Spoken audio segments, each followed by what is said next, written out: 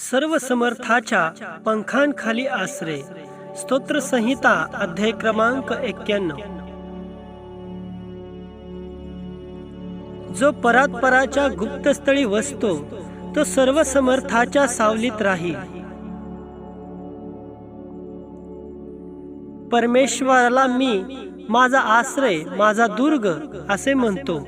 तोच माझा देव, त्याच्यावर मी भाव ठेवतो. कारण तो पारध्याच्या पाशापासून, घातक मरीपासून तुझा बचाव करील. तो तुझ्यावर पाखर घालील, त्याच्या पंखांखाली तुला आश्रय मिळेल. त्याचे सत्य तुला ढाल व कवच आहे. रात्रीच्या समयीचे भय, दिवसा सुटणारा बाण, काळोखात फिरणारी मरी, भर दुपारी नाश करणारी पटकी, ह्यांची तुला भीती वाटणार नाही.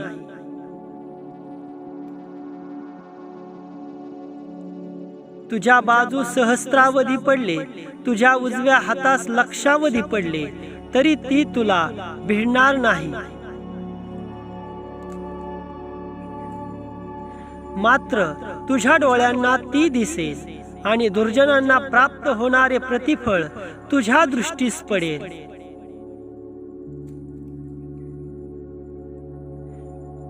कारण परमेश्वर माझा आश्रय आहे असे म्हणून तू परात्पराला निवासस्थान केले आहेस. म्हणून कोणतेही अरिष्ट तुझ्यावर येणार नाही, कोणतीही व्याधी तुझ्या तंबूजवळ येणार नाही. कारण तुझ्या सर्व मार्गात तुझे रक्षण करण्याची तुझ्याविषयी तो आपल्या दिव्य दूतांना आज्ञा देईल.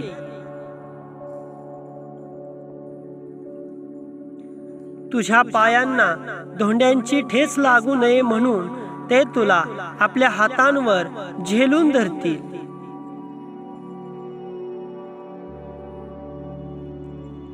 तू सिंह व नाग ह्यांच्यावर पाय देऊन चालशील, तरुण सिंह व अजगर ह्यांना तुडवत चालशील.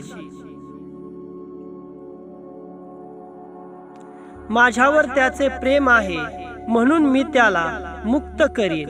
त्याला माझ्या नावाची जाणीव आहे म्हणून मी त्याला उच्च स्थळी सुरक्षित ठेवीन. तो माझा धावा करील तेव्हा मी त्याला उत्तर देईन. संकट समयी मी त्याच्या जवळ राहीन. मी त्याला मुक्त करीन, मी त्याला गौरव देईन. त्याला दीर्घायुष्य देऊन तृप्त करीन. त्याला मी सिद्ध केलेल्या तारणाचा अनुभव घडवीन.